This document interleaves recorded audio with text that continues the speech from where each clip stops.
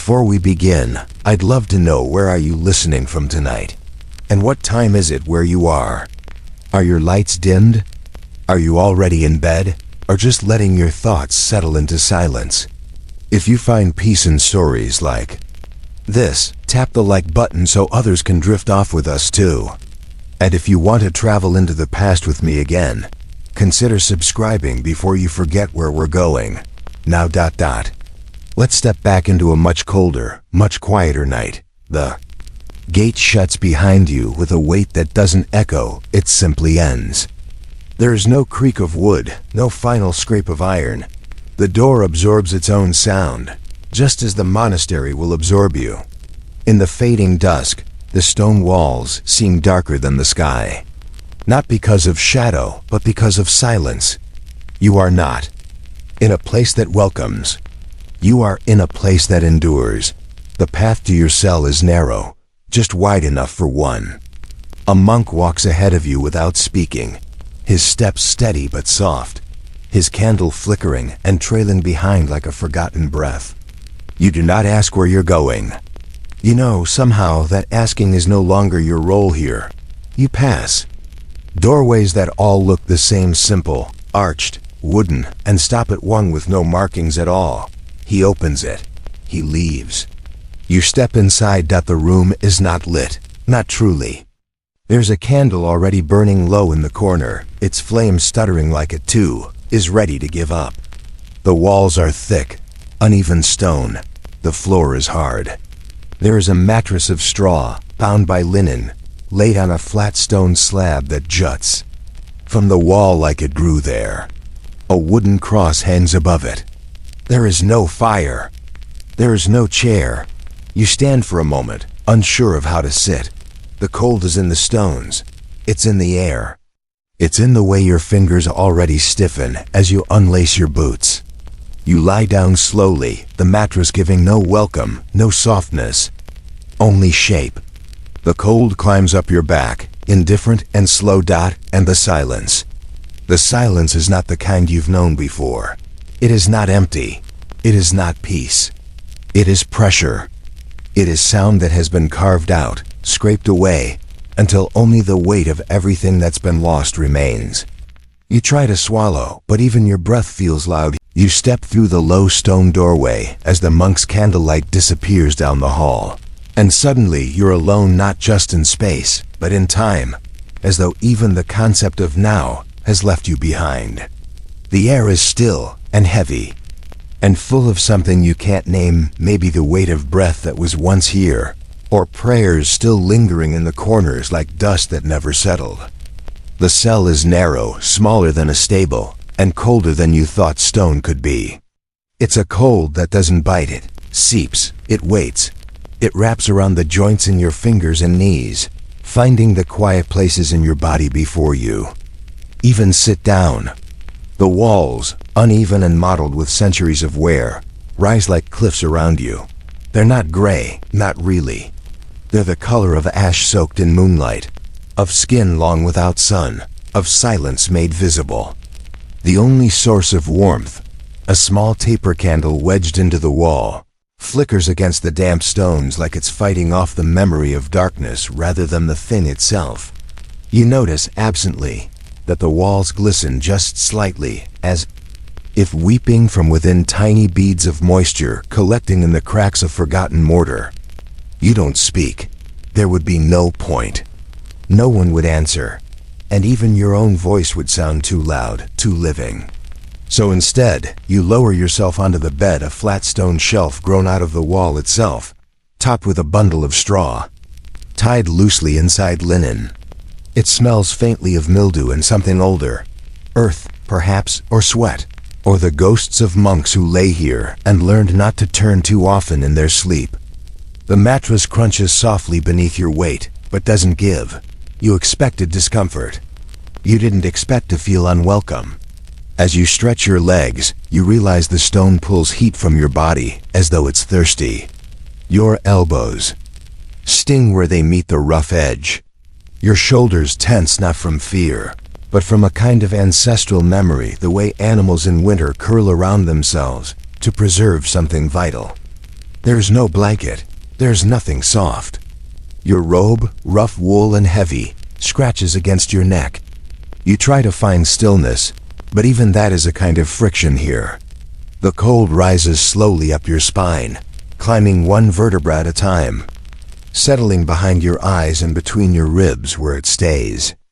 You cross your arms over your chest and press your fingers into your own skin, as though your touch could remind you that you are still warm, still living. The candle sputters. You glance toward it, half hoping it will last longer than you think, half knowing it won't. The silence thickens, folds in on itself, until you swear it has weight. It presses against your chest like the air before snow. The monastery does not creak, it does not groan. It doesn't even whisper, it waits. And in that waiting, you become aware of your heartbeat, not because it's loud, but because it's alone. You listen, and with every soft thud in your ears, you realize that everything here is made to teach you what it means to be still. Still in body, still in voice, still in desire. And though you've been here only minutes, something in you already begins to fade at the edges like breath against the stone. You don't want to lie down, but you do, because there is nothing else to do. You shift onto your side, slowly, bones clicking in protest. The straw crinkles. The air in the room doesn't move. You blink. Nothing changes. There's no difference between open and closed eyes here, not in a room that swallows light the way it swallows sound. You feel your toes go numb, then your knees. You imagine you'll adjust soon, but deep down, you suspect you won't. Because this cold, it isn't seasonal. It isn't accidental. It's part of the place, part of the purpose. A lesson carved into stone, pressed into flesh. A quiet reminder that comfort was not a promise in this life, and certainly not in this place. And you, a visitor from a warmer century, are already learning it the hard way. The candle stands alone, rooted in the shallow groove of an old wooden shelf, its base surrounded by traces of melted wax that have hardened into pale ridges like small frozen waves on a forgotten shore. And the flame above it, though fragile, burns with a kind of slow and stubborn resolve, casting its amber breath onto the uneven stone of the cell, creating ripples of shadow that stretch and contract across the walls like ancient memories, unspoken and half-formed, always shifting. Just out of reach. You sit in the dimness, unmoving, your back pressed against the chill of the stone, your eyes watching as the flame leans one way, then the other, as though it too is unsure which direction it should face. And in that quiet dance of firelight, you begin to sense that time here has a different rhythm, or perhaps no rhythm at all. Because the minutes do not fall one after another like you're used to, they settle instead, slowly and unevenly, like dust through a still room where no one has walked in years. Outside, you cannot hear wind, nor birds, nor branches tapping against old windows, for there are no windows in this cell, only a slit of stone that lets in neither light nor air.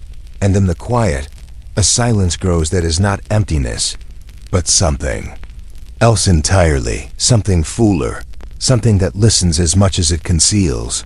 And you feel watched not by eyes, but by the age of the room itself, by the cold weight of everything that has happened here before, prayers whispered in the dark, confessions murmured into the folds of a worn robe, dreams surrendered with a sigh.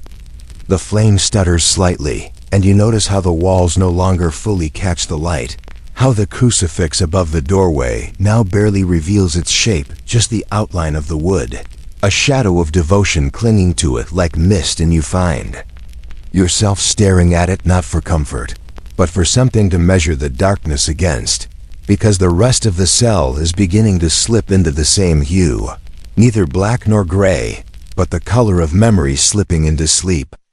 You close your eyes for a moment and open them again, and for the first time you realize the difference is gone. The world with your eyes closed and the world with them open are nearly the same now.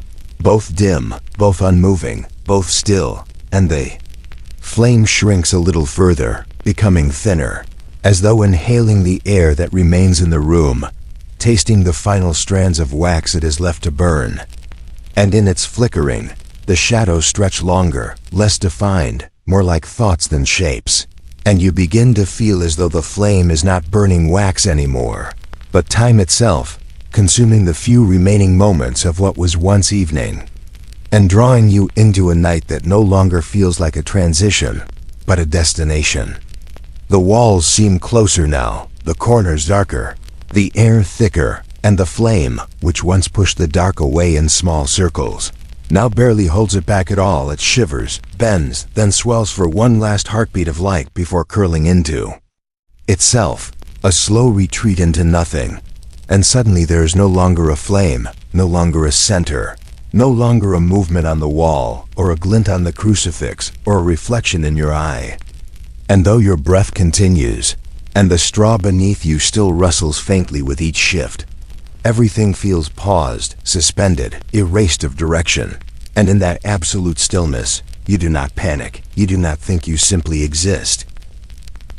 In a room that has forgotten the sun, with no warmth, no light, and nothing left to follow but your own slow heart, echoing back at you through the stone. You sit in stillness long enough that the sound almost passes unnoticed, as soft as breath and twice as distant, like the brushing of dry leaves across an empty courtyard. But it's their footsteps, slippered or sandaled, the faint patter of leather against ancient stone, not hurrying, not hesitating, simply present, as if the monastery itself has begun to stir, though nothing about its silence was ever asleep. The sound travels not directly, but as though woven through the walls, filtered through layers of stone and age, so it doesn't arrive at your ears, but seems instead to bloom gently in the back of your mind, a reminder that something is happening, just out of sight, beyond the heavy door and down some forgotten corridor that turns in ways you'll never know. And even though the steps are light, they carry with them the weight of ritual, of countless repetitions, of night prayers that have happened every evening for longer than memory, as unchanging as the stones themselves. You sit straighter, though you're unsure why, perhaps out of some instinct to prepare, or perhaps because your body senses something ancient approaching, not a person, but a pattern, the shape of obedience pressed into time itself. The sound of footsteps multiplies, not with urgency, but with inevitability, and you realize you are hearing not just one monk but many, all moving as one body without speaking, a procession of silhouettes you will never see, heading to a chapel whose doors you'll never pass through. The sound continues, a whisper of lives dedicated to silence, not to sleep, not to rest, but to devotion. And for a moment you wonder if they notice you, the outsider in the cold cell. And then you understand, of course they don't.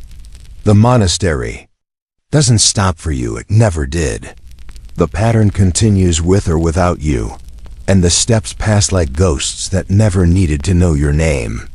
You draw your robe tighter across your chest, not because the air has grown colder, though it has, but because something in you feels smaller now, as though you've just remembered you're not alone, and that somehow doesn't help.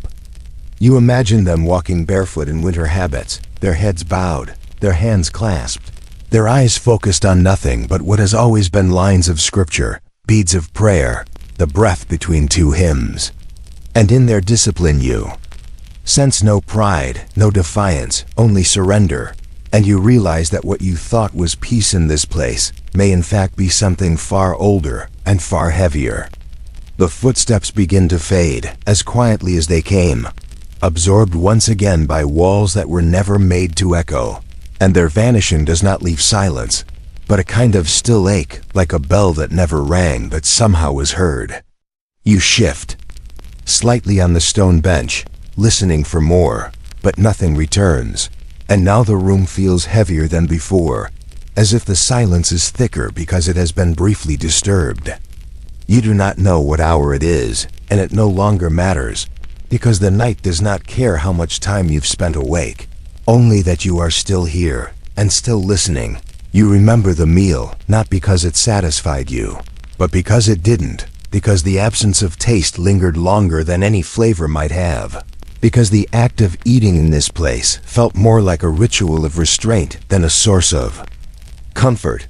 And though it happened earlier, it returns to you now as your body begins to notice the emptiness again. Not in an annoying way, not sharp, but in the quiet hush of something missing, something not quite right, like a song that never resolved. Or a door left slightly ajar in a house that sleeps. They gave you a bowl of broth, thin enough to be mistaken for warm water tinted with roots, steam barely rising, no smell to speak of, no color deep enough to catch the candlelight.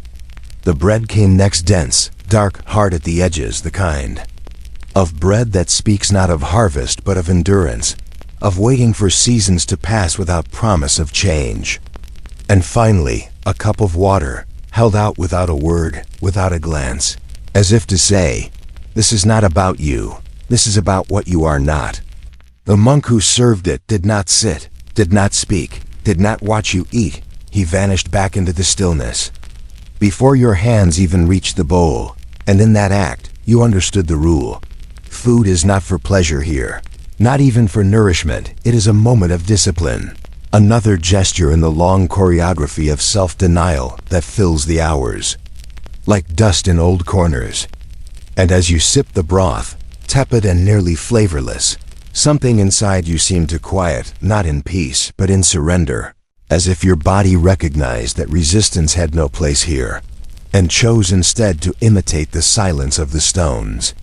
The bread was dry, and each bite required effort, the kind that feels less like eating and more like enduring, as though you were chewing through the years of someone else's fast, someone who once sat in your place and learned to make hunger feel like a virtue. There was no sound while you ate, no clinking of utensils, no casual conversation, no whispered prayers over the bowl, just the subtle scrape of crust against your teeth, and the occasional swallow, both swallowed quickly as if ashamed to be heard. When it was finished, the silence remained exactly as it was, unchanged by your presence or your absence, and the empty bowl seemed no more significant than it had been full.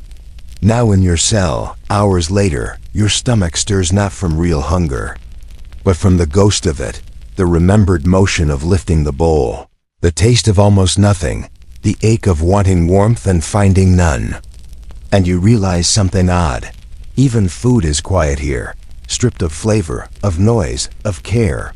And that silence now sits in you just as much as the broth once did. A silence that feels heavier than hunger itself.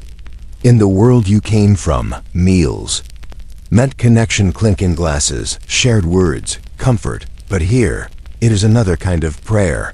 One spoken without voice, one meant not to nourish but to reduce, to flatten the self into obedience, to feed not the body, but the idea that the body must be forgotten. And you begin to understand that in this place, every act is a removal, a peeling away of indulgence. Midnight does not arrive here with drama or bells that cry into the darkness. It arrives the way dust settles or mist fades, with no grand notice, only the soft recognition that the air feels slightly heavier, that time has crept somewhere beyond the known hours and entered that stretch of night where nothing is supposed to happen, and yet something always does. A bell tolls in the far distance, faint as breath, its tone round and low, vibrating more through stone than through air. And you know, though you cannot see them, that the monks have risen from their beds, if they were ever lying down at all, and now move silently through corridors worn thin by centuries of footsteps just like theirs, heads bowed, robes brushing stone, hands already folded before them. They are gathering in the chapel, the same way they have gathered for lifetimes before yours, kneeling beneath arched ceilings and flickering candles that have burned through so many midnights, they no longer count them, only endure them. You remain in your cell, lying still in the cold, and through the wall closest to the chapel you begin to hear it, not a song, not a hymn, but a low, continuous chant, steady and unbroken, not loud enough to disturb, but deep enough to feel like a second heartbeat echoing faintly through the bones of the monastery. vibrating through the stones beneath your ribs. It's not a melody you recognize, but it's familiar in some deeper way, like the sound of water moving under ice, or wind pressed between two trees that will never fall, an ancient tone that seems less like something sung and more like something remembered.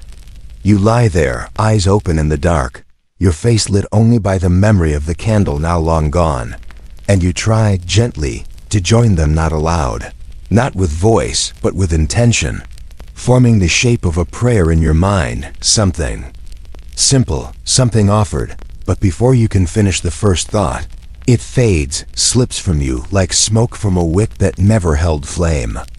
You try again, slower, this time focusing on a single word, a name maybe, or a phrase that meant something once, but again, your mind swallows it before it reaches clarity, as if the silence here does not just fill the air, but unthreads your thoughts before they form.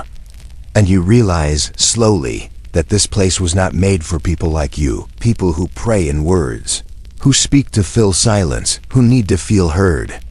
This place was made for those who let prayer become their silence, who dissolve into the dark, without needing light in return, who do not ask to be seen, but only to disappear into something older, something outside the self. The chanting continues, low and endless, and you wonder how long it lasts, an hour, maybe two, but it doesn't matter, because time has softened around you, and you no longer measure it. The silence has deepened, though you didn't think it could, and you are back where you started, or maybe you never truly left.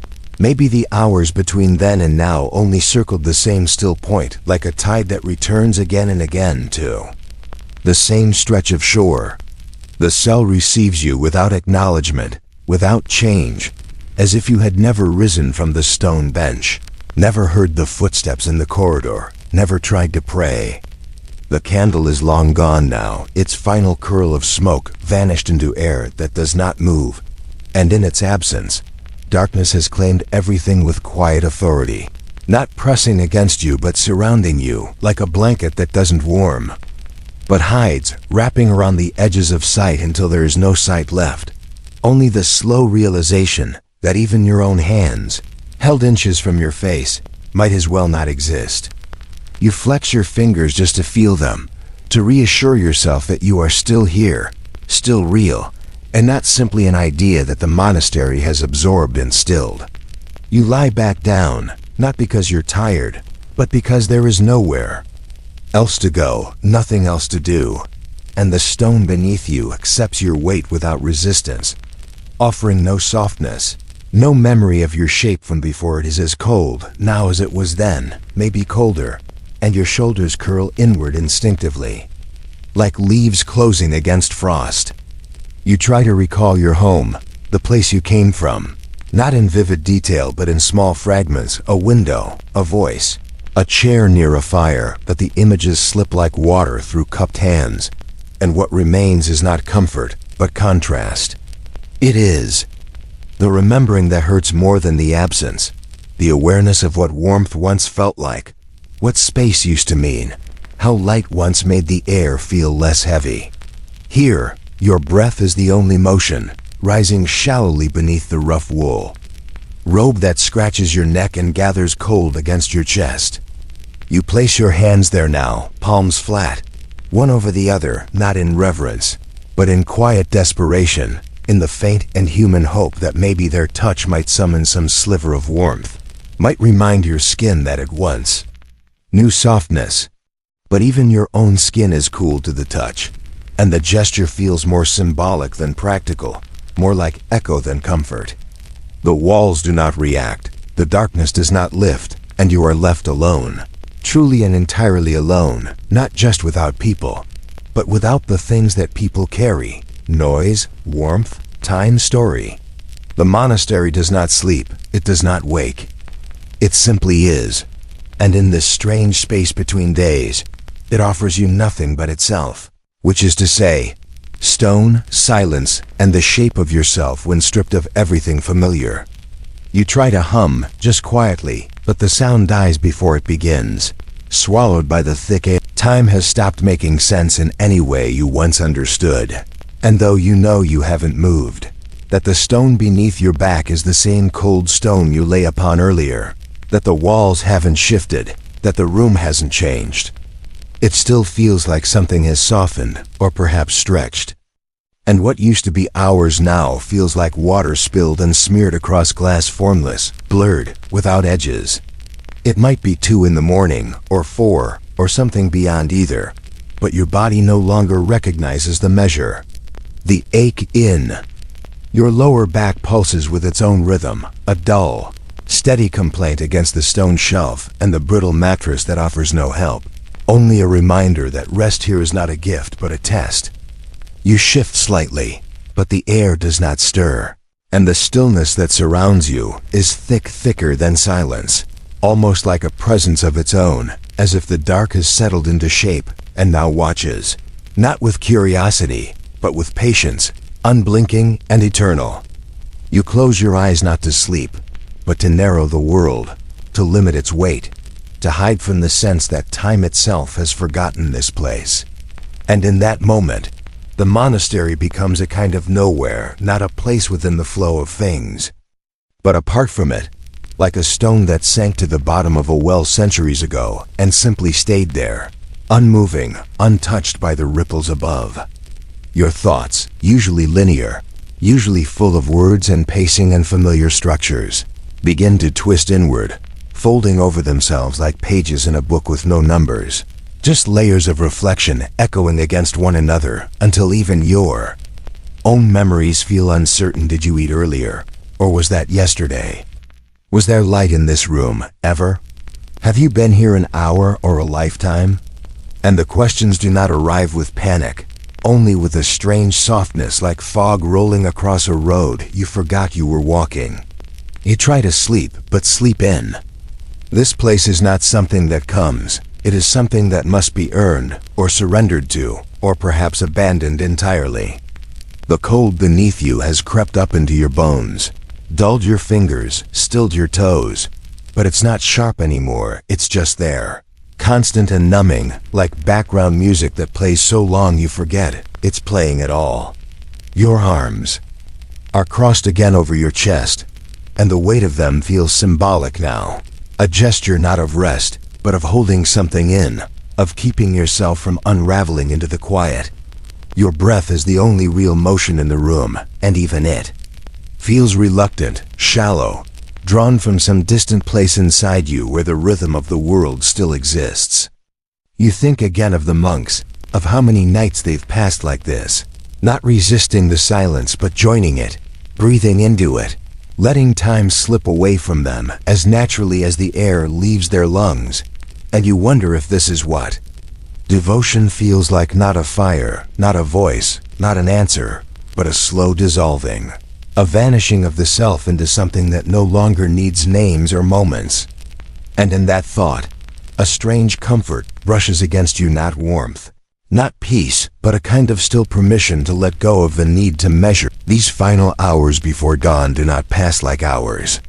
They fold inward, quietly, almost apologetically, like pages of a book closing themselves one by one without you noticing. And you realize you are no longer fully awake, but not asleep either. You are drifting, hovering in the hollow space between thought and silence, between stone and dream, where time no longer asks for your attention. Your eyes are closed, not by choice, but because there is no reason to open them, no light to find, no movement to follow. And even if you did lift your lids, the dark would remain unchanged, heavy, still, full. Your body feels distant, flattened, against the cold mattress in a posture that stopped being uncomfortable only because your nerves have forgotten how to protest. And in that surrender, there is not rest, but something quieter, something like resignation, or perhaps transformation. A soft becoming of the silence that surrounds you. You begin to imagine snow outside, though you've seen no windows, no trees, no sky, only stone and corridor, but still, you see it in your mind. Thick white flakes falling without wind, layering the tiled roof, drifting over the garden paths. Monks once walked at dusk. And then you think of spring, not as a hope but as a memory. though you are no longer sure if that memory is yours or something borrowed. Something whispered from a part of your mind, still trying to hold on to color, to softness, to warmth. You try to summon the smell of wet earth, the sound of meltwater, the way a breeze once carried the scent of green leaves through a cracked window, but nothing comes. And instead of spring, all you find is a deeper stillness, one that is not peaceful anymore, not gentle, but solid and unmoving and strangely absolute. It presses against your ribs, your chest, your thoughts, not with malice, not with weight, but with permanence, as if to remind you that this place was not made for seasons, but for sameness, for a kind of eternal night carved into ritual and stone. You are no longer counting time, because there is nothing to count, not seconds, not breaths, not prayers, and in this slow unraveling, you wonder what else has slipped away without notice. Your name, perhaps, or the feeling of sunlight on your face, or the way voices once filled the space between people. Here, there are no voices, only your breath, shallow now, and the slight shift of cloth against skin when you move, which is rare and always cautious. The sound arrives not as a shock, but as a separation, like a thread finally pulled loose after hours of tension. Just one bell, low and deliberate, ringing through stone that has not known song. And in its echo you realize that something has ended, though you're not sure what. The first light comes next, squeezing faintly through the narrow slit in the wall. A pale thread of morning that does not warm, but simply reveals, casting its thin shape across the cell floor like an invitation you cannot answer. You sit up slowly, not because you're ready, but because there's no longer any reason to stay lying down. Your bones protest with quiet stiffness, your spine resisting, your arms heavy, and your thoughts slower, scattered, no longer arranged in any familiar order. You've made it through the night, you suppose. Though made it feels too generous, your body has remained, has endured the cold and the dark and the hours without sound, but your self, the part of you that carried memory and meaning, feels lighter now, as though pieces of it were left behind in the silence, surrendered with each failed prayer and vanished breath. The monastery did not harm you, it simply claimed you, gently, relentlessly, as it has claimed countless others, not with cruelty, but with a kind of ancient patience that asks nothing yet takes everything. And now, in this strange dawn that does not feel like morning, you understand something that cannot be said aloud, that you survived, yes, but not as you were. Something is missing, your sense of warmth, perhaps, or the idea that time moves forward, or the quiet thread of belonging you once carried through even your loneliest nights. Here, all of that has unraveled, piece by piece, until only stillness remains. And as you stand, rubbing your hands together in a gesture that once meant wakefulness, you realize they no longer warm each other, they only remind you that you are alone, still, even in light. You glance once at the wall, at the crack of sky barely visible, and you know, without question, that you will never return, not to this room, not to this silence, not to the version of yourself that once believed a night was only made of hours. You leave not with relief, but with emptiness, and the monastery remains behind you unchanged, untouched, and already forgetting your name.